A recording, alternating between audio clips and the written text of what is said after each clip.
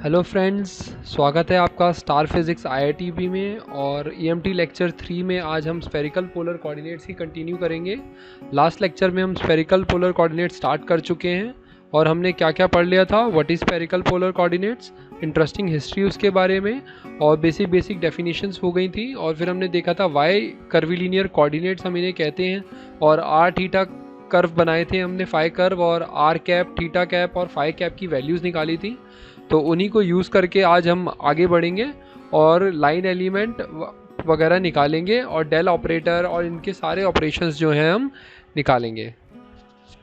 और अगर आपने अगर अभी चैनल को सब्सक्राइब नहीं किया है तो फटाफट से सब्सक्राइब कर लीजिए स्टार फिज़िक्स आईआईटीबी को। ऑल्सो अगर आपके पास मटेरियल की कोई कमी है पढ़ने के लिए तो हमारा टेलीग्राम चैनल भी आप ज्वाइन कर सकते हैं। उसमें हम रेगुलरली असाइनमेंट्स और क्वेश्चंस पोस्ट करते रहते हैं। इसका डिस्क्रिप्शन आपको लिंक में मिल जाएगा। और ऑल्सो अगर आप हमारे वर्क को अप्रिशिएट करना चाहते हैं तो फेसबुक पे जाके थम्स अप दीजिए हमारे फेसबुक पेज को, उसका लिंक भी हमारे डिस्क्रिप्शन में मिल जाएगा। ओके, देख लेते हैं इसका रियल लाइफ एप्लीकेशन क्या होता है स्फेरिकल पोलर कोऑर्डिनेट्स का। तो यार पहला देखते हैं, जो इसका मेन यूज़ है हमारा 3D गेम डेवलपमेंट में भी यूज़ होता है ये। जैसे ये रोटेट होता है ना कैमरा प्लेयर के अराउंड कोई भी गेम में, उसमें ये हमारा स्फेरिकल कोऑर्डिनेट सिस्टम ही यूज़ होता है। और सेकंड एप्लीकेशन देखते हैं, जो ज्योग्राफिकल कोऑर्डिनेट सिस्टम्स जो होते हैं हमारे, लैटिट्यूड, लॉन्गिट्यूड और हाइट, एल्टीट्यूड जो होता है वो भी एक तरह का स्फेरिकल पोलर कोऑर्डिनेट सिस्टम ही होता है। इस पे एक साउथ वेस्टर्न यूनिवर्सिटी के प्रोफेसर है, उन्होंने रिसर्च करी है बहुत अच्छी, और उनके पेपर में उन्होंने बताया कि कैसे स्टूडेंट्स को हम एक अच्छे तरीके से सिखा सकते हैं spherical polar coordinates system by taking an example of geographical coordinate system and GPS. Paper का लिंक मैं आपको दे देता हूँ डिस्क्रिप्शन में, बहुत ही अच्छा पेपर है, एक बार पढ़ के देखें। ठीक है, थर्ड पॉइंट जो मैं बता रहा हूँ कि पार्शियल डिफरेंशियल इक्वेशंस जो होती है ना, जैसे लाप्लास इक्वेशन हो गई, उसको अगर हम हमारे स्फेरिकल पोलर कोऑर्डिनेट में सॉल्व करते हैं ना तो बहुत इजी हो जाता है काम, क्योंकि वो सेपरेशन ऑफ वेरिएबल हमें टाइप का सोल्यूशन दे देते हैं। और हमें पता ही है कि angular portion of such a solution gives spherical harmonics, जो हम आगे पढ़ते हैं क्वांटम मैकेनिक्स में और इलेक्ट्रोमैग्नेटिक थ्योरी में भी, एडवांस एमटी में पढ़ते हैं। ठीक है, फोर्थ मेजर एप्लीकेशन इसका ये है कि एस्ट्रोनॉमी में बहुत अच्छा यूज़ है इसका स्फेरिकल पोलर कोऑर्डिनेट सिस्टम का। जितने भी हम स्टार्स वगैरह की स्टडी करते हैं वो सब almost spherical polar coordinate system में ही होता है, जो डिफरेंट फंडामेंटल प्लेन से हम उनका एलिवेशन लेते हैं। तो चलिए अब शुरू करते हैं। Line, surface and volume element देख लेते हैं स्फेरिकल पोलर कोऑर्डिनेट्स में क्या रहता है। तो पहले तो कार्टेशियन में देखते हैं कि यार लाइन एलिमेंट क्या होता है। D L is vector is equals to D X I cap plus D Y J cap plus D Z K cap. और स्फेरिकल पोलर कोऑर्डिनेट्स में क्या हो जाएगा, D are are cap, R D theta theta cap और R sine theta D phi phi cap. अब देख लेते हैं ये आता कैसे है। तो डी आर तो यार सिंपल है, अगर हम आर कर्व को देखें और उसमें स्मॉल पोर्शन ले ले तो क्या हो जाएगा, वो डी आर हो जाएगा, है ना। जैसे हमारा डी एक्स लाइन में क्या होता है, स्मॉल एलिमेंट ले लेते हैं तो डी एक्स आ जाता है ना एक्स एक्सिस में, ऐसे ही वाई एक्सिस में डी वाई आ जाता है, जेड एक्सिस में डी जेड आ जाता है। वैसे ही आर कैप में क्या हो जाएगा, एक छोटा पोर्शन लेंगे तो डी आर आ जाएगा। अब थीटा कर्व ले लेते हैं, थीटा कर्व में भी स्मॉल पोर्शन ले लूंगा तो क्या आ जाएगा, वो हम आर्क बाय रेडियस वाले फॉर्मूले से करेंगे, arc is equals to radius into angle करेंगे तो क्या आ जाएगा हमारा, आर डी थीटा। तो ये क्या हो जाएगी, हमारी आर्क आ जाएगी। आर की क्या होगा, एक इसका एलिमेंट होगा, लेंथ एलिमेंट। तो ये क्या हो गया, सेकंड लेंथ एलिमेंट क्या हो गया हमारा, r D theta phi cap, जो कि फाई कर्व में आ रहा है, सॉरी थीटा कर्व में आ रहा है। अब फाई कर्व की बात कर लेते हैं। फाई कर्व में क्या है हमारा, जो लाइन अब दोबारा वैसा ही सर्कल बन रहा है, लाइन एलिमेंट फिर से आर की होगा, लेकिन इस बार जो रेडियस होगा वो हमारा क्या हो जाएगा, आर साइन थीटा हो जाएगा। तो अब हमारा क्या एलिमेंट क्या आ जाएगा, r sine theta D phi. तो ये क्या आ गया हमारा, फाई कर्व से हमारा एलिमेंट निकल के आ गया।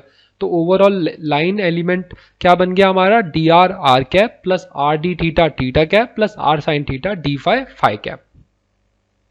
तो चलिए अब आगे देखते हैं यार, सरफेस एलिमेंट क्या आ जाता है हमारा। सरफेस एलिमेंट इन कार्टेशियन क्या होता है हमारा, ठीक है, ये एरिया एलिमेंट होता है। जो सरफेस एलिमेंट होता है हमारा वो क्या होता है, d x D y k cap, d Y D z i cap and d z d x k cap.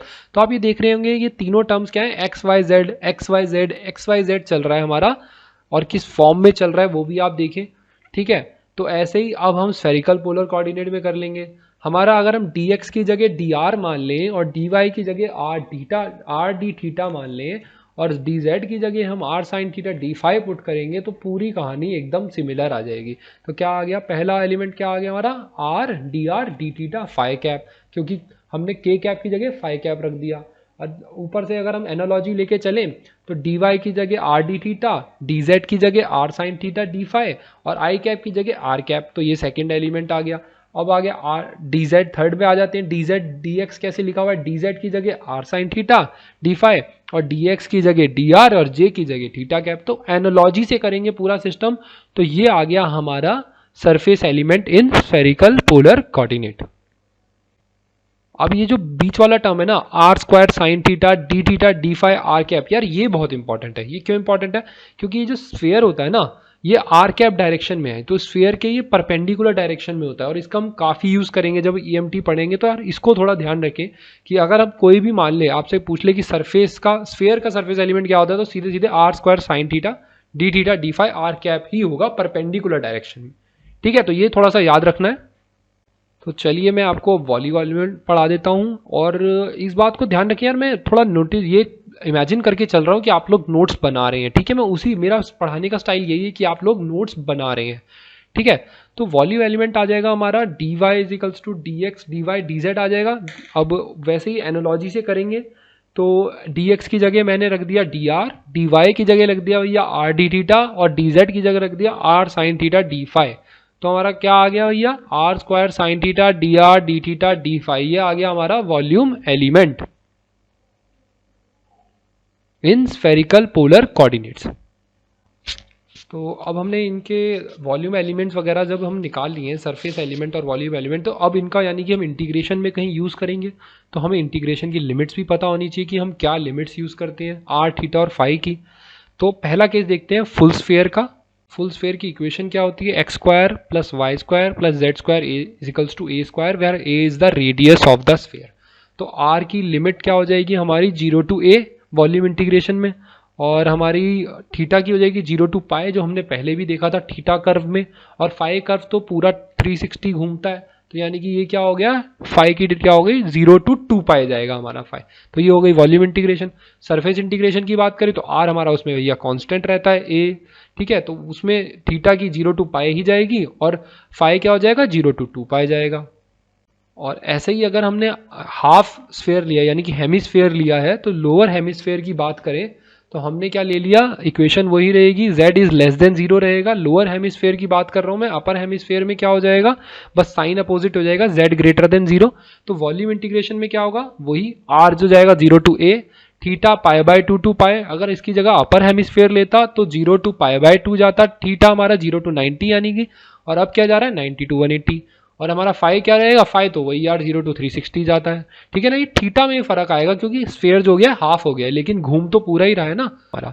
और सरफेस इंटीग्रेशन क्या हो जाएगा, आर कांस्टेंट ए हो जाएगा और वही सेम रहेगा सरफेस इंटीग्रेशन में। तो अगर बात करें फर्स्ट ऑक्टेट ऑफ स्फेयर में क्या होता है कि इक्वेशन तो वही रहती है, एक्स वाई जेड क्या हो जाएगा, सिर्फ पॉजिटिव में ले लेंगे हम, तीनों चीजें पॉजिटिव में। तो एक स्फेयर हो गया जो कि सिर्फ positive x axis positive y और पॉजिटिव जेड में आ रहा है। तो रेडियस तो हमारा 0 टू ए ही जाएगा, थीटा क्या हो जाएगा 0 टू पाई बाय 2 जाएगा इस बार क्योंकि वही कटा हुआ है, और फाई क्या हो जाएगा, जो 2 पाई 360 तक जाता था वो 1/4 हो जाएगा, और लिमिट क्या हो जाएगी 0 टू पाई बाय 2 जाएगी। ऐसे ही सरफेस इंटीग्रेशन में आर कांस्टेंट हो जाएगा हमारा, और थीटा 0 टू पाई बाय 2 और फाई 0 टू पाई बाय 2 जाएगा। ये फर्स्ट ऑक्टेट ऑफ स्फेयर के लिए है। तो चलिए नेक्स्ट टॉपिक पे आते हैं जो कि है हमारा grade, divergence, curl and Laplacian in spherical polar coordinates. तो पहले तो यार लाइन एलिमेंट लिख लेते हैं, क्या होता है हमारा d are are cap, r d theta cap, r sine theta D phi phi cap. और एक बात मैं आपको बता दूं, यहाँ पे जो मैं आपको ग्रेडियंट, डाइवर्जेंस, कर्ल वगैरह जो सिखाऊंगा ये मैं बहुत जनरल फॉर्म वाला सिखाऊंगा। जनरल फॉर्म क्यों सिखा रहा हूँ, क्योंकि वो जनरल फॉर्म के जो फॉर्मूलेज हैं वो आप चाहे कार्टेशियन में लगाएं या स्फेरिकल में लगाएं या सिलेंड्रिकल में लगाएं, यार वो तीनों में काम आएगा। तो ये समझ लीजिए मूल मंत्र है, क्योंकि यार जब एग्जाम देने जाते हैं ना आप कॉम्पिटिटिव एग्जाम, तो वो चीज़ें एक एक फॉर्मूला, बहुत सारे फॉर्मूलाज होते हैं यार जो याद करने होते हैं। तो ये 9 फॉर्मूलों की जगह आप सिर्फ ये एक फॉर्मूला याद रखेंगे तो तीनों कार्टेशियन सिस्टम, स्फेरिकल सिस्टम या सिलेंड्रिकल सिस्टम के लिए काम करेगा। तो इसे बड़ा ध्यान से देखें यार, ठीक है। तो अब मैं जो जनरल फॉर्म लिख देता हूँ डीएल की, जनरल फॉर्म क्या हो गई, H1 DQ1 E1 cap plus H2 into DQ2 into E2 cap, H3 into DQ3 into E3 cap. पे H1 क्या है हमारा जो है कोफिशिएंट है, जैसे कि अगर ऊपर वाले से कंपेयर करूं तो थीटा कैप का कोफिशिएंट क्या हो गया हमारा R, ठीक है। H क्या हो गया, H2 क्या हो जाएगा यानी कि R हो जाएगा, और DQ2 जैसे कि डी थीटा, और E2 कैप क्या हो जाएगा थीटा कैप। समझ रहे हैं मैं कैसे एनालॉजी बिठा रहा हूं? तो ये हमने जनरल फॉर्म लिख दी एक, जिसमें H क्या है कोफिशिएंट्स हैं, DQ क्या है वेरिएबल हैं, और E क्या है हमारे यूनिट वेक्टर्स हैं। और जैसे ही हम इनके एग्जाम्पल्स करेंगे ये बहुत ज़्यादा क्लियर हो जाएंगे। अभी आगे बढ़ते हैं, देख लेते हैं अगर हमारा लाइन एलिमेंट ऐसा है जनरल फॉर्म का तो ग्रेडियंट वो डेल ऑपरेटर कैसा होगा जनरल फॉर्म का। तो डेल ऑपरेटर दो बाई डो Q1 E1 cap plus 1/H2 डो बाई डो Q2 E2 cap plus 1/H3 डो अपॉन डो Q3 E3 कैप। तो ये आ जाएगा हमारा जनरलाइज्ड डेल ऑपरेटर। तो ग्रेड अगर डेल ऑपरेटर ये है तो ग्रेड क्या हो जाएगा, फटाफट एक फाई स्केलर ले लिया मैंने, और डेल डॉट फाई क्या हो जाएगा मेरा, ये हो जाएगा जो स्क्रीन पे दिख रहा है सिंपल फाई जो है उसकी डिफ्रेंशिएशन करते जाएंगे हमारे डेल ऑपरेटर के साथ, बाकी कुछ छेड़छाड़ नहीं होगी उसके साथ। तो अब देख लेते हैं डाइवर्जेंस क्या होगा। ये पहले मैंने साइड में लाइन एलिमेंट लिख लिया। अब मैं क्या कह रहा हूँ, डेल डॉट ए कैसे निकलेगा, डेल डॉट ए का डाइवर्जेंस निकालते हैं। यहाँ डाइवर्जेंस क्या आ जाएगा, तो डेल डॉट ए, मैं ए बता दूं यहाँ पे क्या है, ए है A1 R cap plus A2 theta cap plus A3 phi cap. ये भी जो है हमारा R थीटा फाई में ही है ए वेक्टर, और मैं इसको डेल करने जा रहा हूँ, इसका डाइवर्जेंस निकालने जा रहा हूँ। तो क्या आ जाएगा 1/H1 H2 H3 जो हो गया कांस्टेंट बाहर आ गया, डो बाई डो Q1 क्या आ जाएगा उसका, इसको डिफ्रेंशिएट करेंगे H1 H2 H3 A1 upon H1 को डिफ्रेंशिएट कर देंगे डो Q1 से। ऐसे ही डो Q2 के टर्म्स में जब लिखेंगे तो H1 H2 H3 ऊपर, H2 नीचे आ जाएगा, और A2 से हमारा मल्टीप्लाई कर देंगे। ऐसे ही ये H1 H2 H3 और अपॉन H3 आ जाएगा जब डो बाई डो Q3 से करेंगे, और A3 आ जाएगा। तो यार ये थोड़ा ट्रिक सा है, इसको याद रखना है कि वैसे तो H2 H3 अपॉन H1 होना चाहिए, या फिर H1 H2 H3 upon H3 होना चाहिए, लेकिन मैं दोनों ऊपर नीचे लिख देता हूँ तो मुझे हर बार याद नहीं रखना पड़ता। सही है, तो ये लर्न करने की टेक्निक है, इसको आप ध्यान से देखें। ऐसे ही अब हम कर्ल पे आ जाते हैं। ए हमारा फिर से वही है, A1 R cap, A2 theta cap and A3 phi cap. तो डेल के साथ इसका क्रॉस करेंगे तो 1/H1 H2 H3 हमारा बाहर आएगा, H1 E1 cap, H2 E2 cap, H3 E3 cap पहली रो में आएगा, डो बाई डो Q1 डो बाई डो Q2 dough by dough Q3 हमारा सेकेंड लाइन में आ जाएगा, और थर्ड लाइन में आ जाएगा H1 A1 H2 H2 A2 and H3 A3। अब इनका डिटर्मिनेंट निकाल देंगे तो हमारा क्या आ जाएगा, del cross A in general form आ जाएगा। किसी भी कार्टेशियन सिस्टम या स्फेरिकल पोलर या सिलेंड्रिकल में आप कर सकते हैं H1 H2 H3 की वैल्यू रख के, ठीक है। अब यार लाप्लाशियन देख लेते क्या आ जाएगा, डेल स्क्वायर फाई हमारा क्या हो जाएगा, फाई मेरा यहाँ पे स्केलर है तो ये आ जाएगा 1/H1 H2 H3 dough by डो Q1 H1 H2 H3 upon H1 का होल स्क्वायर आएगा डिवाइड में, और डो बाई डो Q1 बाय फाई। ऐसे ही बाकी सारे टर्म्स ये आ जाएंगे, इसको थोड़ा याद रखें यार, ये बहुत इंपॉर्टेंट है एग्जाम के लिए। और फिर से आप देख लीजिए इजी टू लर्न जो मैंने चीज़ बता रखी है कि H1 H2 H3 आप ऊपर रख देंगे और नीचे H3 स्क्वायर से डिवाइड कर देंगे, तो ये ज़्यादा इजी पड़ता है सिस्टम करना। और जैसे ही आप प्रैक्टिस करेंगे इस चीज़ को आप रियलाइज़ करेंगे, ठीक है। और बाकी मैं आपको एग्जाम्पल्स में और क्लियर करवा दूंगा यार। समराइज कर लेते हैं अब कि समराइज क्या हो जाएगा, डेल हमारा ये आ गया, डेल डॉट ए हमारा ये आ गया 1/H1 H2 H3। ध्यान रखेंगे मैंने Q को यहाँ से U से रिप्लेस किया हुआ है, और डेल क्रॉस ए यहाँ ये आ जाएगा हमारा, और डेल स्क्वायर फाई ये आ गया। ये चारों फॉर्मूले बहुत ही इंपॉर्टेंट है, इनको याद रखेंगे। अब देख लेते हैं स्फेरिकल में इसका कैसे कंपैरिजन है। तो ये मैंने पहले ही बता दिया कि स्फेरिकल का अगर मैं लाइन एलिमेंट लिख दूं और इसमें से H1 H2 H3 बताऊं तो क्या हो जाएगा, H1 मेरा 1 हो जाएगा, H2 मेरा R हो जाएगा, और H3 क्या हो जाएगा R साइन थीटा। ये मैं जो आपको अब स्क्रीन पे चार्ट दिखा रहा हूँ कोऑर्डिनेट सिस्टम्स का, इसमें दिखा रहा हूँ कि XYZ हमारा कार्टेशियन सिस्टम में होता है, और H1 H2 3 क्या होता है इसमें 1 1 1। स्फेरिकल के लिए H1 H2 H3 क्या होता है 1 R and R sine theta, और सिलेंड्रिकल के लिए क्या होता है 1 R 1। ये हम आगे पढ़ेंगे अगले लेक्चर में, ठीक है। यहाँ पे इन्होंने वॉल्यूम एलिमेंट और सरफेस एलिमेंट्स भी दे रखे हैं इनके, काफ़ी इंपॉर्टेंट है यार, ये चार्ट को ध्यान में रखें। और जो मैंने ऊपर जो समरी में बताया था ना डेल और ये सब, ये जनरलाइज जो है, ये मैंने पहले ही बता दिया, ये वैलिड फॉर सिलेंड्रिकल ऑल्सो है। जब H1 H2 H3 की वैल्यू डाल देंगे तो ये सिलेंड्रिकल के लिए भी काम करेंगे।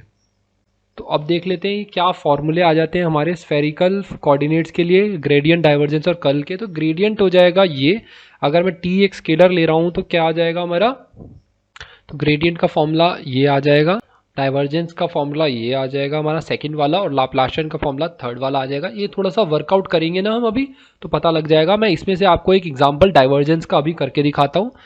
और ये जो है मेरा कर्ल है, कर्ल ऐसा दिखेगा। देखिए मैंने H1 H2 को कैसे रखा हुआ है फर्स्ट रो में और थर्ड रो में। चलिए अब डाइवर्जेंस कर लेते हैं। चलिए एक डाइवर्जेंस का एग्जांपल मैं करके दिखाता हूँ। यहाँ पे आपको H1 क्या है, 1 होता है स्फेरिकल पोलर के लिए, H2 R होता है और H3 R sin थीटा होता है हमारा स्फेरिकल पोलर के लिए ही। और डेल डॉट ए जब करेंगे तो ये आ गया मेरा फॉर्मूला। तो अब मैंने H1 H2 H3 की जगह वन अपॉन आर और आर स्क्वायर साइन थीटा डाल दिया है। तो अब मैंने 1/H1 H2 H3 की जगह 1 आर और आर साइन थीटा डाल दिया है, देख सकते हैं आप। और अब मैं डिफ्रेंशिएट करूंगा डो बाय डो r, 1 dot r sine theta upon 1, क्योंकि H1 1 है और A1 रखूंगा।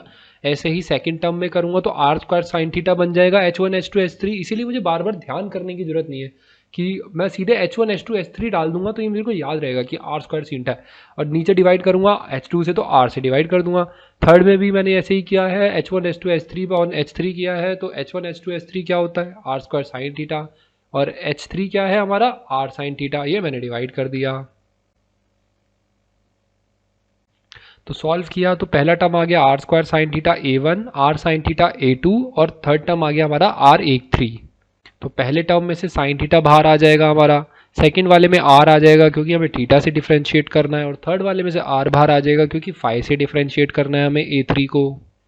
अब हमने जब आर स्क्वायर साइन थीटा से मल्टीप्लाई कर दिया 1/r² साइन थीटा से जो बाहर था, तो कुछ इस तरह हमारा फॉर्मूला आ जाएगा 1/r² डो बाय डो आर, आर स्क्वायर A1, और सिमिलरली ऐसे तीनों टर्म आ जाएंगे। अब इनको कंपैरिजन कर लेते हैं कि यार ये हमारा सही आ रहा था नहीं, ये देखिए ऊपर वाला और नीचे वाला मैच कर रहा है एकदम, तो यानी कि हमने कैलकुलेशन सही की है, हमारा आंसर सही आ रहा है। तो आप आई होप आप समझ गए होंगे कि यार कैसे कैलकुलेशन करनी है। बाकी चीज़ें भी प्रोसीड करके देखें, कर्ल वगैरह, कर्ल और लाप्लाशियन भी करके देखें एक बार, और फिर मुझे बताएं कि समझ आ रहा है या नहीं आ रहा है कमेंट सेक्शन में। मैं बिल्कुल हेल्प करूंगा आपकी। टेलीग्राम चैनल आप हमारा ज्वाइन करें, वहाँ पे मैं आपको एक्सप्लिसिटली चारों का सोल्यूशन करके दिखाऊंगा। तो चलिए इसी के साथ हमारा अब जो है स्फेरिकल पोलर कोऑर्डिनेट सिस्टम में मैंने आपको बहुत सारी चीज़ें बता दी और इसके साथ ये कंप्लीट हो जाता है। इससे ज़्यादा किसी भी एग्ज़ाम में नहीं पूछा जाएगा और ना ही इससे ज़्यादा वो किसी कुछ है। ठीक है, तो चलिए प्रॉब्लम सॉल्विंग की तरफ चलते हैं। पहला क्वेश्चन ये रहा आपके सामने, calculate divergence of the given vector. A जो है हमारा K R sine theta phi cap दिया हुआ है। मैं आपसे वही, please pause and try to solve. इसको पहले एक बार करने की कोशिश करें। आई होप आपने पॉज कर लिया होगा। Let's go for the solution. तो फॉर्मूला हमें पता है, डेल डॉट ए का फॉर्मूला ये होता है, हमने ऊपर पढ़ा है। तो अभी फॉर्मूले में डाल देंगे हम ए को, हमारा फाई वाला ही एलिमेंट है तो यानी कि ए आर 0 दिया हुआ है, ए थीटा 0 दिया हुआ है, सिर्फ ए फाई दिया हुआ है। तो यानी कि पहले दोनों टर्म का डिफ्रेंशिएशन तो 0 ही आ जाएगा। थर्ड टर्म में अगर हम डालते हैं तो उसमें कोई फाई का टर्म ही नहीं है, तो इसमें डेल डॉट ए क्या आ गया हमारा, 0 आ गया। ठीक है जी।